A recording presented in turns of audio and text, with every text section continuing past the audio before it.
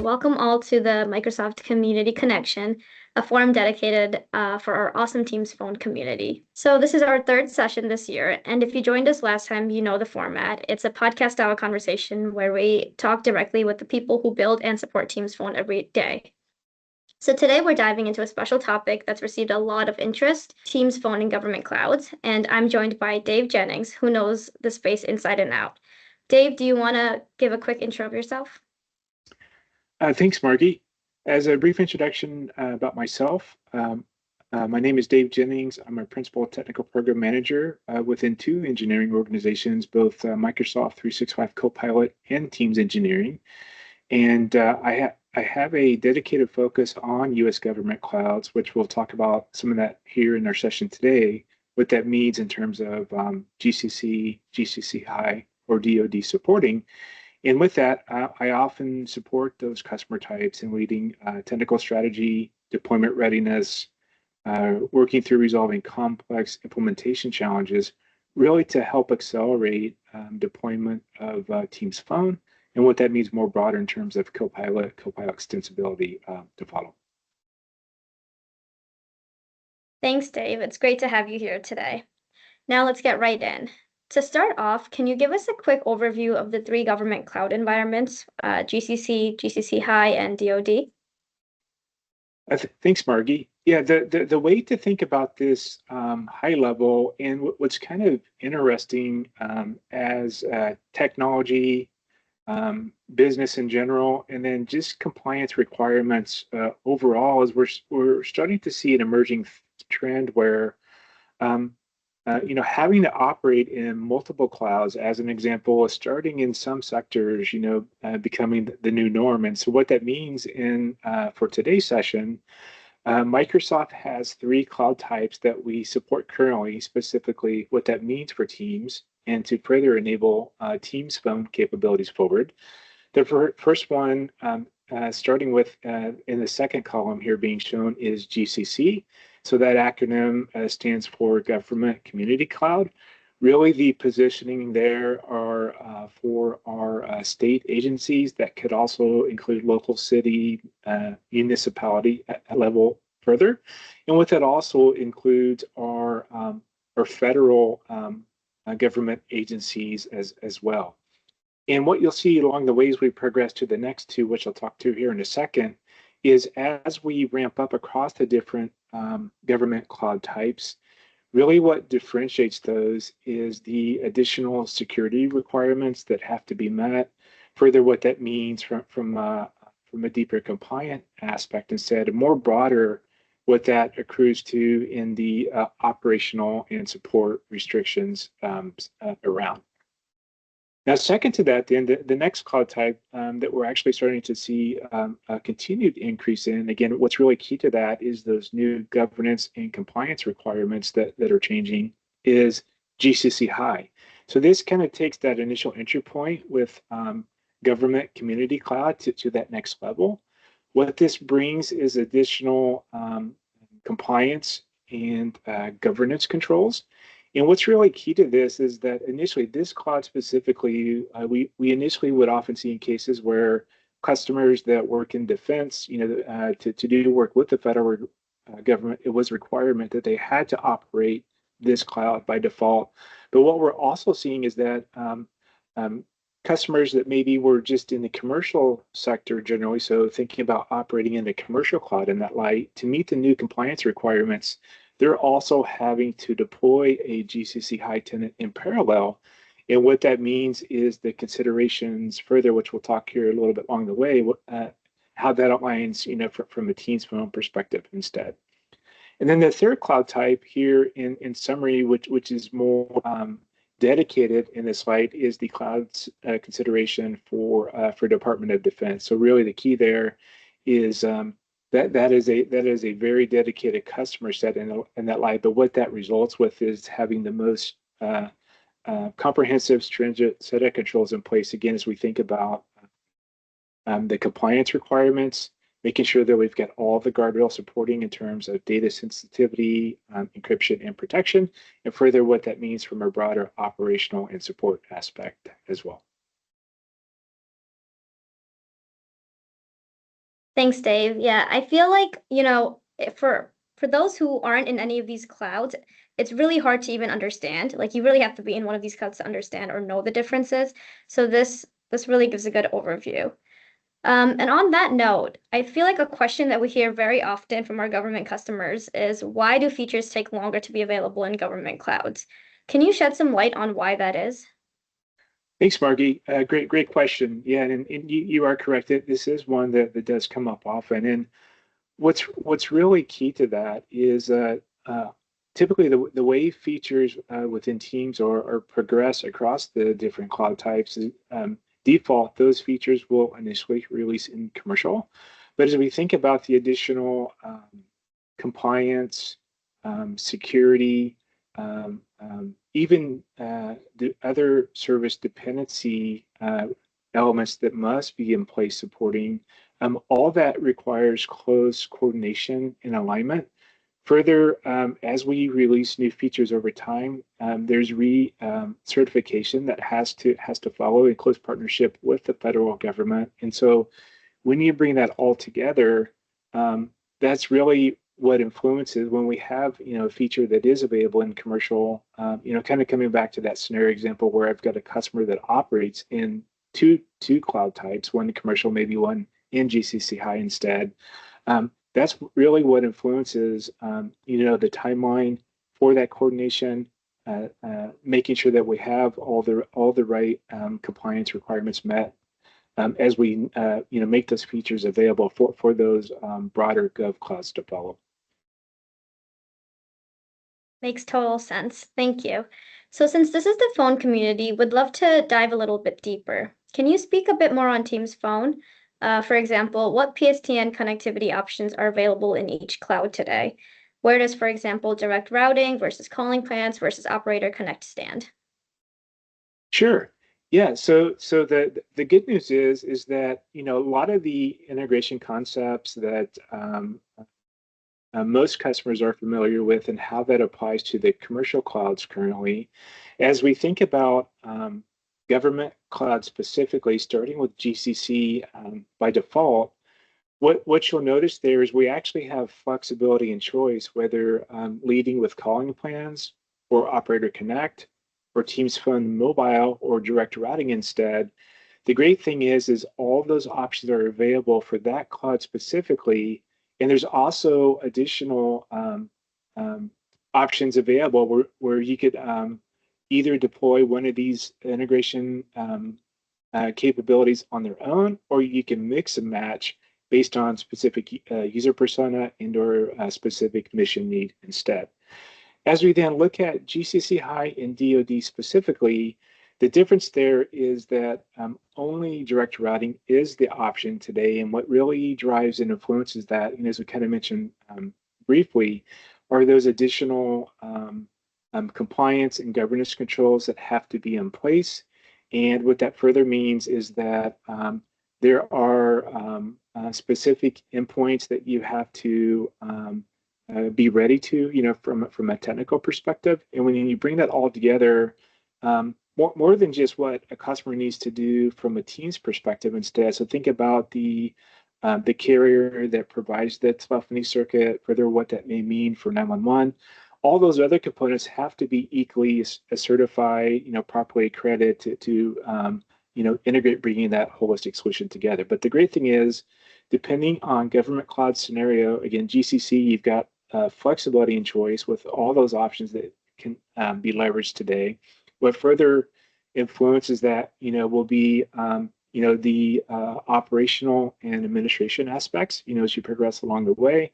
But for GCC High and DoD specifically, the only switching currently will be, direct routing in that light. Thank you. That's helpful. So we actually received a question very specific to GCC High. Can you tell us a little bit more about how adding Operator Connect to GCC High can help use direct connection or Operator Connect for companies that do not want to maintain their own voice infrastructure? Sure. So in the case of GCC High, because direct routing is the only option available today, we don't have support for Operator Connect as an integration point on its own. However, and this is an important point to call out, with direct routing, there are partners that are certified that can provide a similar capability. So when we think about direct routing, that could be a couple of different deployment scenarios. As an example, the customer may deploy on-premise, the required telephony infrastructure where they house that themselves as an option. Secondly, it could also be the case where that equipment and the required telco connectivity is maybe hosted in a data center instead, but equally credited for GCC high in that light. Or thirdly, it could be the case where it's a mix between the two, but then there's still an accredited certified partner that's doing that support in terms of administration, operation, broader manageability instead, but can get very close to a lot of those advancements that an operator connect scenario enables. Thank you. So I want to talk a little bit more about onboarding now, right? For a GCC High or DoD customer just getting started with Teams Phone, what does the deployment path look like? How is that different than worldwide? Would love to learn a little bit more about that as well. Sure, absolutely, and equally, this is a question that does come up from time to time. Really the starting point there is, kind of what we're showing here is determining the connectivity path. Obviously, for GCC High DoD, the only integration point is direct routing, but again, there's still other sub choices within whether the customer hosts that implementation on premise. Or in a data center, or a mix working with a partner in between. So that's one of the first decision points.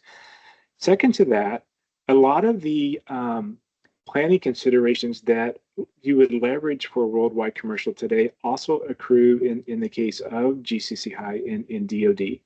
What may vary slightly is once we start to dive into some of the areas around personas. And so what's key to that is to understand, what are the different user types within an organization today. For example, how do they use telephony in their day-to-day? How do they outline, specific phone features that are required instead? As an example, do they only need local calling capability, or do they need long distance or international, or maybe it's a mix of all the above instead? And then also looking more broader, some of the inclusive default phone feature sets, but maybe what that means from an events perspective as well. So think about boss admin delegation scenarios, things like a shared calling, or maybe traditionally what we refer to as like a hunt group, where you could actually have a set of stations defined up front where when calls are received on the main number, all the right persons get notified, and they can directly choose to answer the call appropriately. But one of the first key areas to that is going to be obviously identifying your integration path. Second to that is diving deeper into those user personas. And then the third element to that then will expand around the persona considerations, what that means from a workspace perspective as well, because that's equally important. We often, just like in the commercial space, have these different types of workspaces that are leveraged throughout the day. As a high level example, think small, medium, large. That will further influence, the purpose of the room, the capacity, but will further extend to the solution for that room. Meaning, is it just a simple phone? Is it maybe a conference room, or maybe does that extend to maybe like a Surface Hub or a Teams room system, or a combination of all the three? Yeah, I think that's a really good call out, like personas, user stories, and really the logistics of the workplace play a key role on how the deployment paths will also differ for different government agencies. All right, so Absolutely. now let's get into maybe some of the features available across the different clouds. Can you please walk us through core Teams phone calling features that are available and working today across all of the government clouds? Sure. From a capability as it stands today, the good news is that a lot of the feature sets that exist in commercial are also available across the three cloud types. As we think about core calling capabilities, obviously, being able to place and receive a call, but extended further, like how we transfer the call, is that as an option through blind or consultative instead. But as we also think more broader, some of these other advanced calling scenarios that may require things like delegation, being able to place a call on behalf of. Further, what that may mean, even from a voicemail perspective in that light. The good news is all those core capabilities exist across the three different government clouds today. What's also extended to that equally as we think about the advanced scenario aspects of things like call queues, shared calling, even in the areas of auto attendant services instead, all those same capabilities and concept apply in this light. And as we bring that all together at the central entry point to that, all the administration considerations that follow. So think about how you manage a team's phone telephony within the team's admin center by default. The considerations around policy definition, whether that's through calling policies, emergency call routing policies, and so on. And then what that means more broader in terms of, some of the monitoring aspects as well. There's actually been a lot of good progress we've made over the last couple of years to really close that gap in terms of parity with features that existed by default in commercial and where that stands today across all three government cloud types. Awesome. Okay. I feel like there's also a huge component of the admin aspect. So what admin delegation capabilities exist today, for example, for managing auto attendants and call queues in GCC High and DoD? Sure, great question. Yeah, so the good news is, to your point earlier, given that we've done a lot to really minimize that parity difference across the three government cloud types today. The one is we have supportability for the different RBAC roles that exist from a team's admin perspective. So that's one entry point that could be leveraged. And then separately, as we think about auto attendants and call queues specifically, we have this same concept that we're able to make use of in terms of authorized users, where at the greeting level, at the business hours level, and we're looking to extend this further over time, you can specifically designate a list of authorized users per se to be able to self-serve, making those type of changes for a particular auto tenant, for a particular call queue, whereas historically, that was dependent on the central IT administrative team and or the team service owner specifically instead. Awesome. Thank you. All right. Now, I feel like this conversation has been very interesting. I would love to hear, and I think some folks here as well would love to hear, what are the top 3 things a government cloud customer should do today to get the most out of Teams Phone?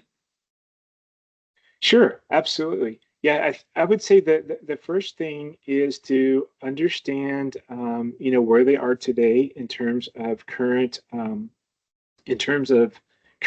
phone usage capabilities.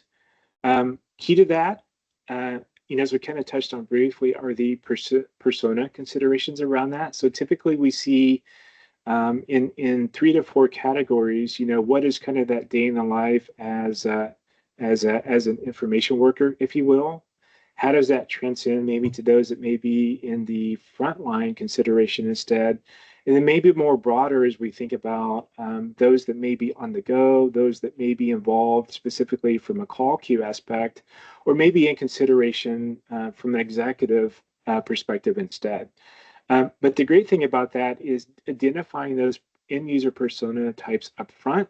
One will help influence what will be needed from a Teams phone design perspective. 2, that will influence what decisions are required to properly finalize your design and deployment plan. But thirdly, that will also influence the device consideration, in that, more than just deployment of the phone service itself, it's also that device aspect, whether they're normally in the office, on the go, or a mix in between. Extended to that, and which we also kind of touched on briefly, are also, again, those workspace considerations. Again, what's key to this, across the various workspace types, where we look at size of the room, maybe the purpose of the room, further extending to other elements, maybe spaces that are common area, maybe that are hot desks, given that, just like commercial customers, even government customers, at the state, local, federal level, are also either holistically or in a mix where some time may be spent in office versus remote, and or a mix of telework or hybrid in between. Yeah, and I think this goes back to what you were saying before as well. So it makes total sense. It really is all about mapping out the requirements, tying it back to the user workspace, and then designing accordingly. Totally makes sense. All right. So lastly, would love to know what's on the roadmap. What's coming soon in the government clouds for Teams Phone? Sure, absolutely. Yeah, so a couple of things I'll touch on here briefly.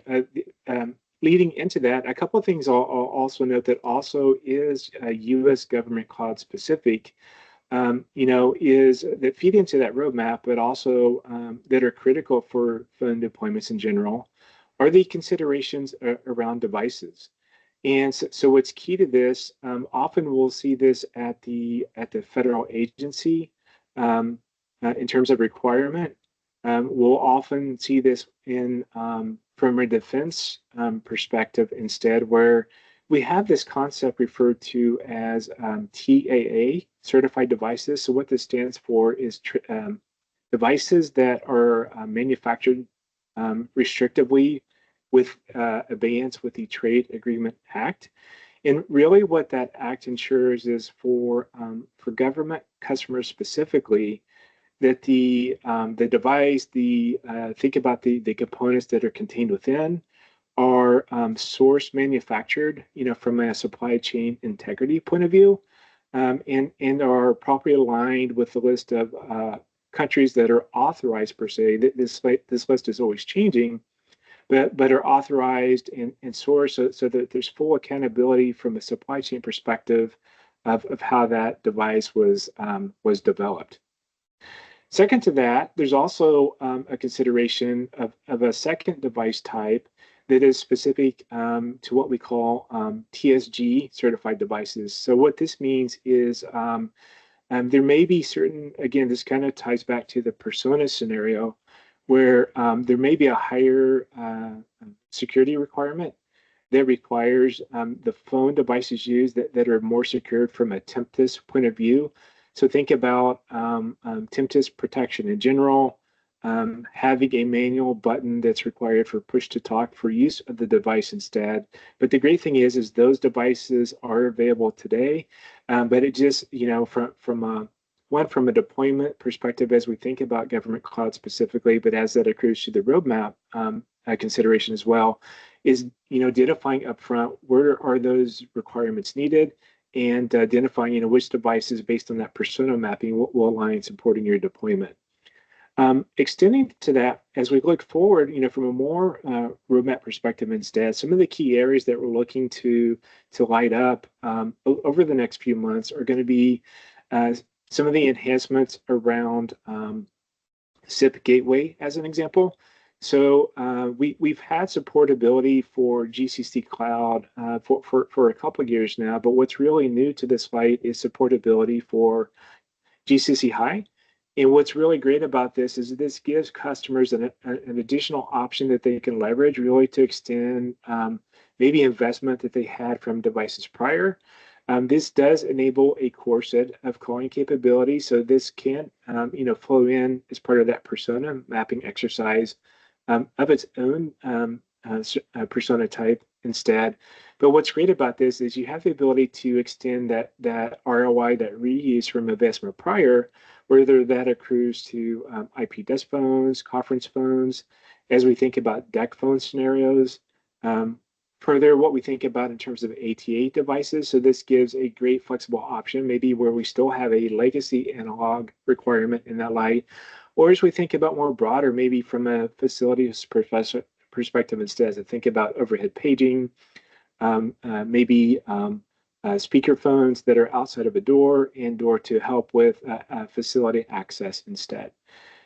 Extending to that from a Teams phone perspective, what we're also looking to deliver an extension for that are some of the areas to enhance the calling experience. So thinking about a private line as an example, having that additional line that can be leveraged for inbound calls only, to meet specific prioritized requirements as needed.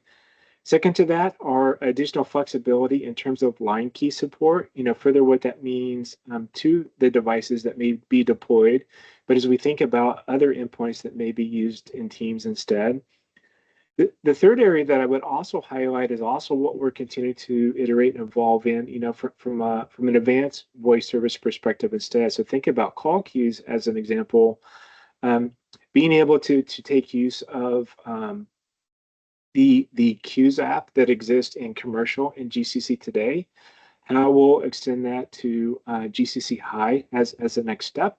So we really see that as a key enabler in combination with Teams premium licensing to go to that next level where as a supervisor or as an authorized user, we kind of talked about that prior, I can have that native integrated facility where I can choose to manage the call queue as an example, partake within the call queue. If I've got an agent that maybe needs help, I could, being able to barge in indoor support for this particular calls instead. Or as we think about more holistically to understand how those call queues are operating over time, more real time, to understand, do I need to bring in more agents for a given period of time, and/or are things operating officially in terms of wait times, call queue results, and so on. The third main area that I would also note then from a roadmap perspective is how we're also looking to enhance the administrative aspect. So historically in the higher gov clouds, a lot of the administration was a mix of having to use Teams Admin Center and PowerShell. That's still kind of the case in commercial, but not as much to the percentage that we saw in those higher gov clouds to date. And the great news is we're bringing a lot of simplification to where a lot of those, most if not all of those capabilities can be addressed through Teams Admin Center by default. But what that will further help enhance is how we think about device management. For example, being able to stage upfront how we manage updates to phone devices going forward. Further, what that means in terms of contact management to simplify deployment, again, for devices that may be deployed in those common workspace type personas. And then as we kind of mentioned briefly, as we think about some of those other shared line or line key management aspects to really help, streamline not only the initial deployment, but how we'll operationalize administration requests for this type of features over time. Awesome. There's a lot coming in. That's awesome. Super exciting. So speaking of, roadmap and forward-looking features, there's often times where customers are seeking certain features or, really want a feature to come, or, maybe that'll fill in the gap for any of their blockers to deploy. Where should customers go to submit feedback or submit any feature requests that actually influence prioritization? Thanks, Margie. Yes, there's two options that they can make use of today. So the first one is we've recently updated the voice of the customer feedback portal, where this now supports government cloud-based customers from an identity perspective. It does require a sign-in registration process. But the great thing with this is, one, they can provide those feedback details directly as the initial entry point. Second to that, they can also work with their respective account teams through their through a role we refer to as CSAM, their customer support manager, where if they have a feature that they would also like to further prioritize of bringing into the product, they can raise through support what's called a design change request. And the great thing is they can do both of these actions together, where we actually take these as core inputs to really drive the direction and the innovation that we evolve into the product over time. Awesome. So if anyone has any feedback, this is the place to go. Lastly, Dave, what resources on Microsoft Learn should every government cloud calling admin have bookmarked?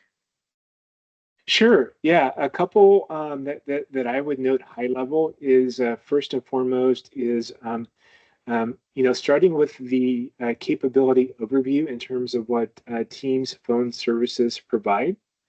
Second to that, looking at what are the design planning considerations that need to be accounted for. Some of the key areas that we kind of talked through earlier in our session today. Thirdly, also being well-grounded on consideration around devices. Key to that, as we kind of mentioned briefly, is going through that persona mapping exercise. It's though you could, it's not. We often find going to be one device solution that fits for all. Really, the persona details are critical feeding into that, both from an end user and from a workplace perspective. Thirdly, then it's also the consideration around Teams rooms. Again, depending on the design of a given workspace, whether that is a space that's for hot desking or maybe common area or a small medium room type instead, again, having that persona level detail will be instrumental, given that there may be a Teams room element to that or a mix of a phone device instead, where that will ensure that you have the right device in place up front, as we bring those Teams phone capabilities to follow. And then finally, also from an administrative aspect.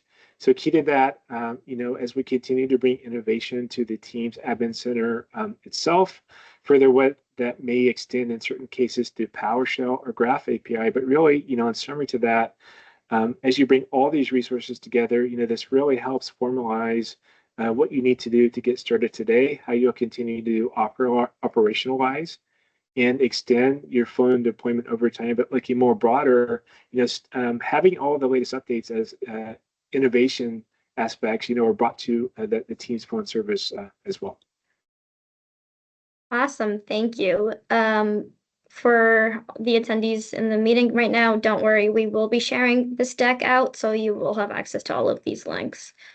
Awesome. So I think that pretty much concludes the podcast portion, but I'd love to open up the floor to any questions directly from the attendees. You can feel free to either ask the questions in the chat or come off of mute.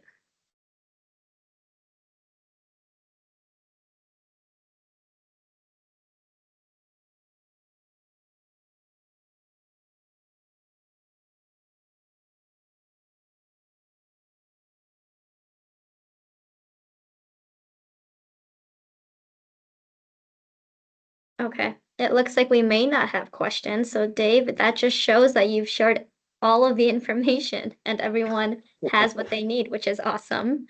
Excellent. If anyone does have questions, please do feel free to add them to the chat, and we can always respond in here or even in the channel and have the answers for you. But as we close out, just a few call to actions here. We would love for you guys to take advantage of the resources and opportunities that we have available through Microsoft Community Connection. We have the monthly series. We'll always be posting the next month's topic, as well as any questions that you want to ask for that topic.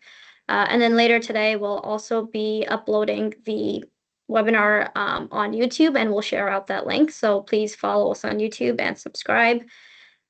And lastly, thank you for attending the session. We really appreciate having this community here, as well as having folks like Dave joining. So thank you, Dave, so much, as well as Emily and Wendy for moderating behind the scenes as well.